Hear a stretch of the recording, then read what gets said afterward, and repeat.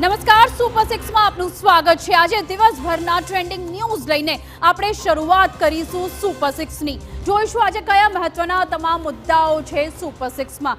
આજે આપણે સૌથી પ્રથમ વાત કરીશું સોમનાથ દાદાની જગ્યામાં દાદાએ ફેરવેલા બુલડોઝરની। તો રોંગ સાઇડ રાજુઓને હવે રોકવા માટેના કિલર બમ્પ કેવી રીતે ગાયબ થયા છે તે પણ જાણીશું।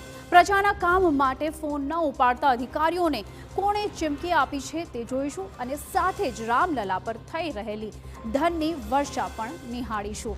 આવો શરૂઆત કરીએ આજના સૌપ્રથમ પહેલા મુદ્દાથી। આજે સૌથી પહેલા વાત કરીશું ખાખીના તોડકાંડની અને તેમાં સંડોવાયેલા 3 ઉચ્ચ અધિકારીઓ સામે લેવાયેલા સસ્પેન્શનના પગલાંની। સાથે જાણીશું કે કેવી રીતે ખાસ કરીને આચરવામાં આવ્યો છે કરોડોનો તોડકાંડ। બીજા મુદ્દામાં આપણે વાત કરીશું કે નવા વર્ષના પ્રારંભે જ ગેરકાયદે દબાણો પર ફરી વળેલા દાદાના બુલડોઝરની। સોમનાથમાં તંત્ર દ્વારા મેગા ડેમોલિશન હાથ ધરાયું અને ખુલ્લી કરાઈ છે સરકારી જમીન।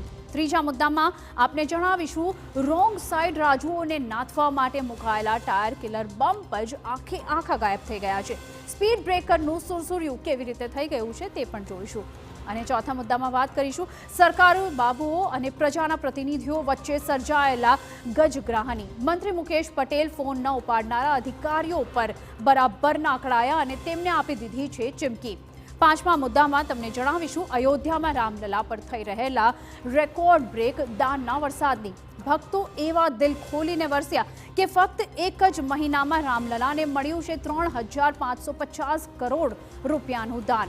અને અંતમાં આપણે જોઈશું ભાવનગરની દીકરીએ પ્રભુ રામના નામે આખરે કઈ રીતે આકાશમાં સર્જ્યો છે અનોખો રેકોર્ડ। 6,000 ફૂટની ઊંચાઈએ કેવી રીતે લખ્યું જય શ્રી રામ તે પણ નિહાળીશું। શરૂઆત